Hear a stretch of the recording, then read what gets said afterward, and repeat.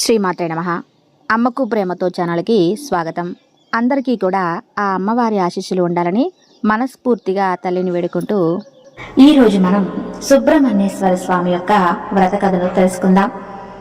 ఈ వ్రత కథను విన్నవారికి సకల శుభాలు చేకూరుతాయి. పూర్వకాలంలో ప్రసిద్ధి పుణ్యక్షేత్రమైన పాలనీకి కొద్ది దూరంలో వల్లీపురం అనే గ్రామం ఉండేది. ఆ గ్రామంలో నటరాజన్ అనే వ్యక్తి ఉండేవారు. అతడు బట్టలు నేసే పనిలో ఎంతో ప్రావీణ్యత సంపాదించాడు. ఎంతో నిరాడంబరమైన జీవితం సాగిస్తూ తాను సంపాదించిన దాంట్లో కొంత దాన ధర్మాలకు వినియోగించేవాడు. అతని భార్య సుమతి కూడా భర్తకు అన్ని విధాలా ఎంతో సహాయపడేది. భార్యాభర్తలిద్దరూ శ్రీ సుబ్రహ్మణ్యేశ్వర స్వామి భక్తులే. ఎల్లప్పుడూ ఆ స్వామిని కొలుస్తూ ఉండేవారు. నటరాజన్ దంపతులకు అన్నీ ఉన్నప్పటికీ సంతానం లేని కొరత బాధపడుతూ ఉండేది. సంతానం కోసం వారెన్నో వ్రతాలు చేశారు, నోములు నోచారు. అయినా ఆ ఫలితం లేకపోయింది. వివాహం జరిగి 12 సంవత్సరాలైనా సంతానం కలగకపోవటం వారిని ఎప్పుడూ బాధిస్తూ ఉండేది. ప్రతిరోజు వారి ఇలవెల్పు శ్రీ కుమారస్వామిని తమకు సంతానం ప్రసాదించవలసిందిగా ప్రార్థించేవారు. తమ తోటి వారందరూ చక్కటి పిల్లా పాపలతో ఆడుకుంటూ ఉంటే తమకు మాత్రం పిల్లలు లేరని బాధపడేవారు. ఏ జన్మలో చేసిన పాప కార్యాల వలన పిల్లలు కలగడం లేదని తలచేవారు.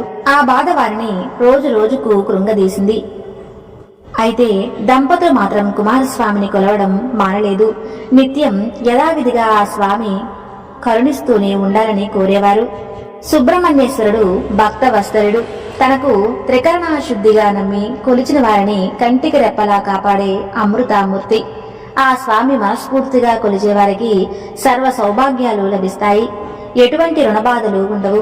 చక్కటి సంతానం కలుగుతుంది. అకాల మృత్యు ఉండదు. రోజులు గడుస్తుండగా ఒకనాడు ఊరికి ఒక సాధువు వచ్చాడు. ఆ సాధువు ఎంతో మహిమ కలవాడని ప్రజలు చెప్పుకుంటారు. నటరాజన్ దంపతులు ఆ సాధువుకు నమస్కరించి తమ బాధ చెప్పారు. అప్పుడు ఆ సాధువు వారితో ఇలా అన్నాడు: నాయనా, మీరు పూర్వజన్మలో చేసిన ఒక్క పాపం వలన మీకు సంతానం కలగడం ఆలస్యమైంది. వచ్చే మంగళవారం ఎంతో పుణ్యదినం, ఎంతో పవిత్రమైనది. కృతికా నక్షత్రంతో కలిసి వస్తున్నది. ఎన్నో సంవత్సరాలకు గాని ఈ విధంగా రావడం జరగదు. ఎంతో పవిత్రమైన ఆ రోజున మీరిద్దరూ పుణ్యక్షేత్రం చేరి కార్తికేయుడిని దర్శించండి. ఆ స్వామి దివ్య దర్శనంతో పూర్వజన్మ పాపం నశించి త్వరలోనే 12 కుమారుడు కలుగుతాడు అని చెప్పారు. నటరాజన్ దంపతులిద్దరూ సోమవారం సాయంత్రం ఎడ్లబండిలో బయలుదేరారు. విరూరు నుండి పాలనీకి 4-5 గంటల ప్రయాణం. రాత్రికి అక్కడే ఉండి మరునాడు మంగళవారం నాడు ఆ స్వామిని దర్శించుకుందామని తలిచారు. ఇంతలో ఒక కొండ ప్రాంతం వచ్చింది. ఆ కొండ ప్రక్కగా బండి నెమ్మదిగా వెళ్తుండగా ఒక్కసారిగా 2 ఎద్దులు ఆగిపోయాయి. బండి ముందుకు సాగటం లేదు.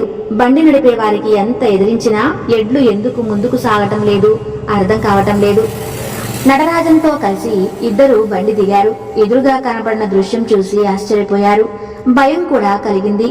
ఎదురుగా 2 సర్పాలు పడగలెత్తి నృత్యం చేస్తున్నాయి.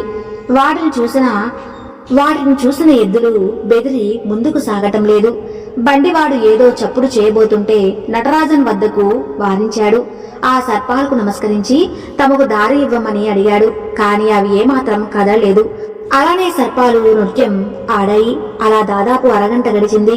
ఇంతలో వారి దారిలోనే కొంచెం ముందున్న పక్కన కొండపై నుంచి పెద్ద బండరాది అత్యంత వేగంగా దొల్లుతూ ఎదురుగా రోడ్డుపై పడి ముక్కలైంది.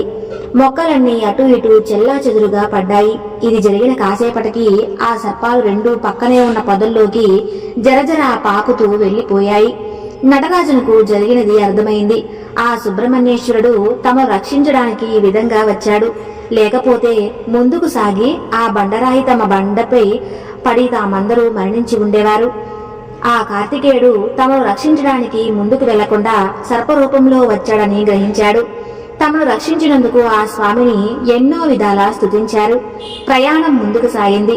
రాత్రికి పాలనీ క్షేత్రం చేరారు. ఉదయాన్నే ఆ క్షేత్రంలో కొలువే ఉన్న బాలసుబ్రహ్మణ్యేశ్వరుని దర్శించారు. ఆ తరువాత సాయంకాలం తిరిగి బయలుదేరి వారి గ్రామానికి చేరుకున్నారు. ఆ స్వామి అనుగ్రహంతో కొద్ది కాలంలోనే వారికి చక్కటి పుత్రుడు జన్మించాడు. సుబ్రహ్మణ్యేశ్వర స్వామి ప్రసాదం కాబట్టి అతడికి బాలసుబ్రహ్మణ్యం అని పేరు పెట్టాడు. కొడుకుతో కలిసి నటరాజన్ దంపతులు ఆ స్వామిని సేవిస్తూ కలకాలం సుఖంగా జీవించారు. శ్రీ సుబ్రహ్మణ్య వ్రతం 2వ అధ్యాయము తమిళనాడులోని శ్రీ సుబ్రహ్మణ్య క్షేత్రాలలో తిరుత్తని ఎంతో ప్రసిద్ధమైన క్షేత్రం. ఇక్కడ వెలసిన సుబ్రహ్మణ్యేశ్వరుడు ఎంతో మహత్యం కలవానిగా ఆరాధింపబడుతున్నాడు. శ్రీ సుబ్రహ్మణ్యేశ్వరునికి కార్తికేయుడు, స్వామినాథన్, వేలాయుధం, కుమారస్వామి, షణ్ముఖుడు అనే పేర్లు కూడా ప్రసిద్ధి. స్వామివారి వాహనం నెమలి. స్వామివారి జెండాపై కోడి ఉంటుంది. కోడి జ్ఞానానికి ప్రతీక. సర్పం స్వామివారికి సంకేతంగా భావిస్తారు. పూర్వకాలంలో తిరుత్తని సమీపంలోని పొద్దూరులో చిన్నశెట్టి అనే వ్యాపారస్తుడు ఉండేవాడు. అతడు వెండి, బంగారం వ్యాపారాలతో పాటు బట్టల వ్యాపారం కూడా చేసి ఎంతో ధనం సంపాదించాడు. కానీ అతడు విపరీతమైన లోభంతో ఉండేవాడు. ఎంత పేదవాడికైనా సరే ఏమాత్రం దానం చేసేవాడు కాదు. అతనికి చాలా కాలం సంతానం కలగలేదు. ఒకనాడు తనకు సంతానం కలిగితే 1 అడుగు ఎత్తున వెండి సర్పరూపం తిరుత్తని స్వామి వారికి కానుకగా సమర్పించుకుంటానని మొక్కుకున్నాడు. కార్తికేయుని అనుగ్రహంతో భార్య చిత్రావతి త్వరలోనే గర్భం దాల్చి 12 కుమారుడికి జన్మనిచ్చింది. అనతి కాలంలోనే ఆ స్వామి అనుగ్రహంతో చిన్నపాటి వ్యాపారం కూడా అభివృద్ధి చెందింది. చిన్నశెట్టి వ్యాపార పనుల్లో పడి శ్రీ సుబ్రహ్మణ్యేశ్వర స్వామికి ఇచ్చిన మాట మరిచిపోయాడు. ఒకనాడు చిన్న చెట్టు కుమారుడికి ఏదో తీవ్రమైన జబ్బు చేసింది. ఎన్ని మందులు వేసినా నయం కాలేదు. అప్పుడు చిన్న చెట్టుకి తాను కార్తికేయుడికి ఇచ్చిన మాట గుర్తుకు వచ్చింది. స్వామి, ఆ పిల్లవాడికి ఈ జబ్బు నుంచి కాపాడు, పూర్తి ఆరోగ్యం ప్రసాదించు, నీకు అడుగు ఎత్తుగల సర్పాలు 2టిని సమర్పిస్తాను అని మనసులో అనుకున్నాడు. పిల్లవాడి ఆరోగ్యం నెమ్మదిగా తగ్గి కొద్ది రోజుల్లోనే పూర్తిగా ఆరోగ్యవంతుడు అయ్యాడు. ఇంతలో దసరా, దీపావళి పండుగలు వచ్చాయి. వ్యాపారస్తులు అన్నింటికీ ఇది చాలా రద్దీ సమయం కావటంతో ఒక్క క్షణం కూడా తీరిక లేకపోయింది. షణ్ముఖునికి ఇచ్చిన మాట మరిచిపోయాడు. మధ్యలో ఒకసారి గుర్తుకు వచ్చిన పండుగలైనా తర్వాత వెళ్లి వచ్చినానని అనుకున్నాడు. శ్రీ సుబ్రహ్మణ్యేశ్వర స్వామి వారికి ఆగ్రహం వచ్చింది. మానవ నైజం ఇంతే కదా అనుకుంటాడు. తన శక్తి చూపాలని తలిచాడు. అప్పుడు గాని చిన్న శెట్టికి బుద్ధి రాదని తలిచాడు. ఆ మరుసటి రాత్రి సుబ్బిశెట్టి ఒకసారిగా గట్టిగా అరుస్తూ మధ్యరాత్రిలో లేచాడు. తన మంచం చుట్టూ పెద్ద సర్పాలు తిరుగుతున్నట్లుగా కల వచ్చింది. ఆ కలలో ఎంతో భయపడి మెలకువ వచ్చి కళ్ళు తెరిచి మంచం మీద కూర్చున్నాడు. చిన్నశెట్టికి నిజంగానే భయంకరమైన పడగ విప్పి ఆడుతున్న సర్పాలు నేలపై కనపడ్డాయి. చెన్నశెట్టికి ప్రాణాలు పైనైపోయాయి. ఒక్కసారిగా ఇన్ని సర్పాలు ఎక్కడి నుంచి వచ్చాయో అని భయపడుతూ భార్యను నిద్రలేపాడు. భయంతో వణికిపోతూ భార్యను మంచం చుట్టూ ఉన్న పాములను చూడమన్నాడు. ఆశ్చర్యంగా భార్యకి ఒక్క సర్పం కూడా కనపడలేదు. ఏమండి, మీకు ఏదో కల వచ్చినట్లు ఉంది, ఎక్కడా ఒక్క పాము కూడా లేదు, కళ్ళు మూసుకుని పడుకోండి అని తాను నిద్రపోయింది. కాని చిన్నశెట్టికి ఏమాత్రం నిద్ర రావటం లేదు. ఎప్పటికీ నిద్రపోదామని ప్రయత్నించినా కూడా నిద్ర పట్టడం లేదు. కాలు కింద పెడితే కాటు వేసేలా ఉన్నాయి ఆ సర్పాలు. కాసేపటికి భార్యను మళ్లీ నిద్రలేపాడు.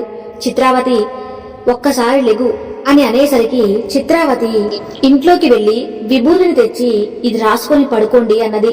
విభూతి రాసుకున్నాడు. కాని నిద్ర పట్టడం లేదు. కళ్ళు తెరిచి చూస్తే మళ్లీ బోల్తా కొడుతూ దాదాపు 10 పాములు కనపడ్డాయి. అప్పుడు చిన్న చెట్టుకి తాను చదువుకొని ఇచ్చిన మాట గుర్తుకు వచ్చింది. మాట తప్పినందువలనే స్వామి ఆగ్రహానికి గురి కావటం వలన ఈ విధంగా జరిగిందని గ్రహించాడు. స్వామి, కార్తికేయ, నన్ను క్షమించు తండ్రి. ఈ క్షణంలోనే నేను ఆ వెండి సర్పపు రూపాలను తయారు చేయించడానికి కావలసిన ధనాన్ని తీసి పక్కన పెడతాను.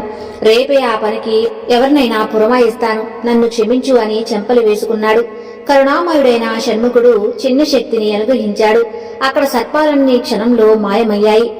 చిన్నశెట్టికి ఏమాత్రం ఆలస్యం చేయకుండా మంచిగానే జరిపించాలని అనుకున్నాడు. ధనాగారం వద్దకు వెళ్లి స్వామి పనికి కావాల్సిన ధనం తీసి ఒక పొట్లం కట్టి విడిగా పెట్టాడు. మరునాడు ఉదయమే ఆ ధనాన్ని తీసుకుని మంచి వెండి సర్పపు ప్రతిమను చేయించి ఆ వెంటనే వచ్చిన మంగళవారం నాడు తిరుపతి వెళ్లి స్వామికి సమర్పించాడు. అప్పటి నుంచి చెన్నశెట్టి మంచి మనసుతో జీవిస్తూ ఎన్నో దాన ధర్మాలు చేస్తూ కాలం గడిపాడు. జీవించినంత కాలం స్వామిని సేవిస్తూ గడిపి చివరన ముక్తిని పొందాడు. శ్రీ సుబ్రహ్మణ్య వ్రతం 3వ అధ్యాయము. పూర్వకాలంలో కన్యాకుమారి సమీపంలో విష్ణుపురం అనే గ్రామంలో వెంకటాన్ అనే పాలు పోసేవాడు ఉండేవాడు. అతడు రోజు తన వద్దనున్న 10 గేదెల పాలు పితికి ఒక పెద్ద డబ్బాలో పోసుకుని బండిపై పెట్టుకుని ఊరిలో వారందరికీ పోసేవాడు. వెంకట్రామన్ పాలల్లో ఏమాత్రం నీళ్లు కలపకుండా స్వచ్ఛమైన పాలు పోస్తున్నానని అందరూ చెప్పుకునేవారు. వెంకట్రామన్ భార్య పేరు సుమతి. ఇద్దరూ ప్రతిరోజు పరమేశ్వరుని పూజిస్తూ ఉండేవారు. వెంకట్రామన్కు పరమశివుడంటే ఎంతో భక్తి. ప్రతి సోమవారం ఉపవాసం ఉండేవాడు వెంకట్రామన్. ఇద్దరు దంపతులు కూడా సంతానం లేకపోవడం ఎంతో బాధగా ఉండేది. ఎప్పుడూ పరమేశ్వరుడి సంతానం ఇవ్వమని కోరుకునేవారు. అందరి ఇళ్లల్లో పాలు పోసిన తర్వాత ఇంటికి వచ్చే దారిలో ఒక చుట్టుపక్కల ఉన్న కుళాయి కింద ఆ పాత్రలు కడిగేవారు. కొంచెం మిగిలిన పాలను పక్కనున్న చెట్టు మొదట్లో పోసేవారు. ఇలా ప్రతిరోజు చేస్తుండేవారు. ఒకనాటి రాత్రి వెంకట్రామన్కు కలలో సుబ్రహ్మణ్యేశ్వరుడు దర్శనమిచ్చాడు. నాయనా వెంకట్రామన్, నీ భక్తికి ఎంతో సంతోషించాను. నీవు ప్రతిరోజు చెట్టు మొదట్లో అందరికీ పోగా మిగిలిన పాలు పోస్తున్నావు కదా, ఆ చెట్టు పక్కనే ఉన్న పొదట్లో ఒక దీవి సమీపంలో ఉన్నది. రోజు నీవు పోసే పాలు ఆ సర్పరాజుడు స్వీకరిస్తున్నాడు. నీవు తెలియనప్పటికీ పాలు కొంచెం పోస్తున్నప్పటికీ ప్రతిరోజు నీవు చేస్తున్న మంచి పని వలన నీకు ఎంతో పుణ్యం లభించింది.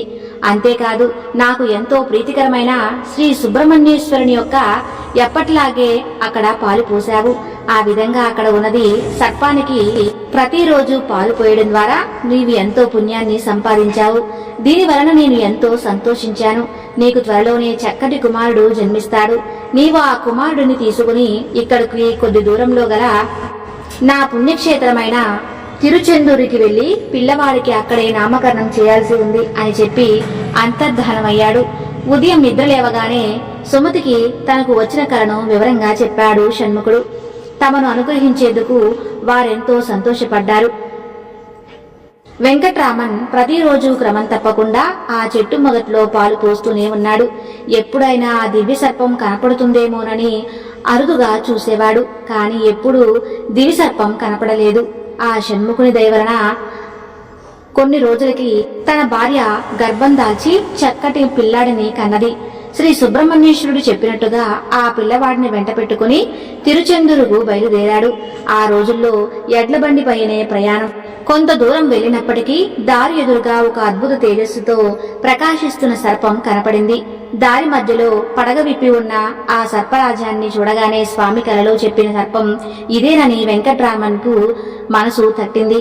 కుటుంబమంతా బండి దిగి ఆ దేవీ సర్పానికి నమస్కరించారు. పిల్లవాడి చేత కూడా నమస్కరింపచేశారు. సర్పం వెంటనే మాయమైంది. ప్రయాణం ముందుకు సాగింది. వెంకట్రామన్ దంపతులు మరోనాడు ఉదయానికి తిరుచెందూరు చేరి అక్కడ కొలువై ఉన్న స్వామిని దర్శించారు. పిల్లవాడికి అక్కడే కార్తికేయన్ అని నామకరణం చేశారు. ఆ రాత్రి అక్కడే ఉండి మరునాడు తిరిగి విష్ణుపురం చేరుకున్నారు. వెంకట్రామన్ కుటుంబమంతా ఆ స్వామిని సేవిస్తూ కలకాలం సుఖంగా జీవించారు. శ్రీ సుబ్రహ్మణ్యేశ్వర స్వామి యొక్క 4వ అధ్యాయము. పూర్వకాలంలో మదురై నగరానికి కొద్ది దూరంలో ఒక గ్రామంలో వెంకట శాస్త్రి అనే మహాపండితుడు ఉండేవాడు. అతడు అన్ని శాస్త్రాలలోనూ విద్యలోనూ ఎంతో ప్రావీణ్యం కలవాడిగా ప్రసిద్ధి పొందాడు. చుట్టుపక్కల గ్రామాల్లో ఎవరికి ఏ సలహా కావాలన్నా వెంకట శాస్త్రి వద్దకే వచ్చేవారు. వివాహం, గృహప్రవేశాలకు ముహూర్తాలు నిర్ణయించడంలో వెంకట శాస్త్రికి సాటి లేని ఎవరూ లేరని జనం చెప్పుకునేవారు. ఆలయ ప్రతిష్టాపన ముహూర్తాలు కావలసిన ఎంతో దూర గ్రామం నుంచి కూడా వెంకట శాస్త్రి వద్దకే వచ్చేవారు. వెంకట శాస్త్రికి 50 సంవత్సరాల వయసు వచ్చింది. ఎంతో ఆరోగ్యంగా సుఖంగా ఉంటున్న వెంకట శాస్త్రికి ఉన్నట్టుండి ఒక చర్మ వ్యాధి పట్టుకుంది. శరీరం అంతా దురద రావటం, కొంచెం గోకినా పుండ్లు పడటం తెలియేది. చర్మం అక్కడక్కడ తెగిపోతూ ఉండేది. వెంకట శాస్త్రికి ఆయుర్వేదం కూడా పరిచయం ఉండటం చేత కొన్ని మందులు వాడి చూశారు. అవేమీ ఏమాత్రం పనిచేయలేదు. ఇక లాభం లేదనుకొని మదురై నుంచి పెద్ద వైద్యుల కోసం కబురు పంపాడు. వెంకట శాస్త్రిపై ఉన్న అభిమానంతో వారు ఊరు వచ్చి పరీక్షించి మందులు ఇచ్చారు. అయినప్పటికీ లాభం లేకపోయింది. ఇదంతా తన పూర్వజన్మ కర్మఫలమని వెంకట శాస్త్రి బాధపడుతూ ఉండేవాడు. ఇలా ఉండగా ఒకనాడు ఆ ఊరికి ఆంధ్రదేశం నుండి ఒక గొప్ప జ్యోతిష్కుడు వచ్చాడు. అతడు జ్యోతిష్యంలో ఎంతో ప్రావీణ్యం కలవాడని, ఎటువంటి సమస్యలకైనా పరిష్కారం చూపగలడని జనం చెప్పుకున్నారు. ఒకనాడు ఆ జ్యోతిష్కుడు వెంకట శాస్త్రి ఇంటికి వచ్చాడు. అతని జాతకం చూసి కళ్ళు మూసుకొని ధ్యానించి ఇలా అన్నాడు: స్వామి, మీరు కిందటి జన్మలో ఘోరాతి ఘోరం చేశారు. ఆ కారణంగా 10 సర్పాలను చంపారు. నీకు ఏ హాని తలపెట్టపోయినప్పటికీ వాటిని క్రూరంగా హింసించి చంపారు. ఆ పాప ఫలం మీరు ఈ విధంగా అనుభవిస్తున్నారు. దీనికి ఒక్కటే పరిహారం, ఆ కార్తికేయుడిని వేడుకోవటమే. ఇక్కడకు కొద్ది దూరంలో తిరుప్పరకుండ్రం అనే సుబ్రహ్మణ్యేశ్వర స్వామి వారి యొక్క దివ్యక్షేత్రం ఉన్నది. అక్కడ వెలిసిన షణ్ముఖుడు ఎంతో గొప్ప మహత్యం కలవారు. స్వామి తన బల్లెంతో అక్కడ ఒక సరస్సును సృష్టించాడు. తరువాత వచ్చే మంగళవారం ఆ క్షేత్రానికి వెళ్లి స్వామిని ఆరాధించి ఆ సరస్సులో స్నానమాచరించమని, పూర్వజన్మ పాపం నశించి పూర్తిగా ఆరోగ్యం కలుగుతుంది అని చెప్పాడు. వెంకట శాస్త్రి ఆ తర్వాత వచ్చిన సోమవారం బయలుదేరి రాత్రికి తిరుప్పరకుండ్రం చేరాడు. ఉదయం లేచి చూసిగా స్నానం చేసి ఆలయంలో స్వామిని దర్శించాడు. అటు పిమ్మట పక్కనే ఉన్న సరస్సు వద్దకు వచ్చి ఆ నీటిలో దిగి 2 చేతులతో ఆ కార్తికేయునికి నమస్కరిస్తూ నీటిలో 3 సార్లు మునిగాడు. అంతే, ఆశ్చర్యం! వెంకట శాస్త్రి చర్మ వ్యాధి క్షణంలో మాయమైంది.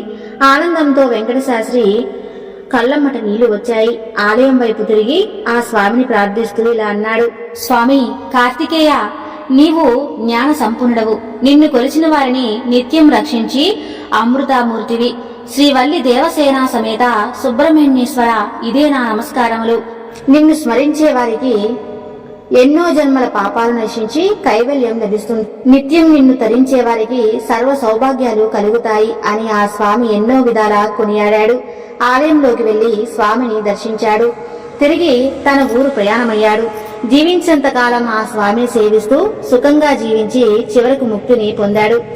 సుబ్రహ్మణ్యేశ్వర స్వామిని అర్చించడం వలన కొంచెం దోషం ఉన్నా విముక్తులవుతారు. ఎటువంటి సర్పదోషాలు ఉన్నా తొలగిపోతాయి. బుద్ధి వికసిస్తుంది. విద్యార్థులకు పరీక్షలలో విజయం కలుగుతుంది. మంగళవారం నాడు శల్యుడిని పూజించిన వారికి చక్కటి సంతానం కలుగుతుంది. నిత్యము ఆ స్వామిని తలిచే వారికి సర్వ సౌభాగ్యాలు కలుగుతాయి.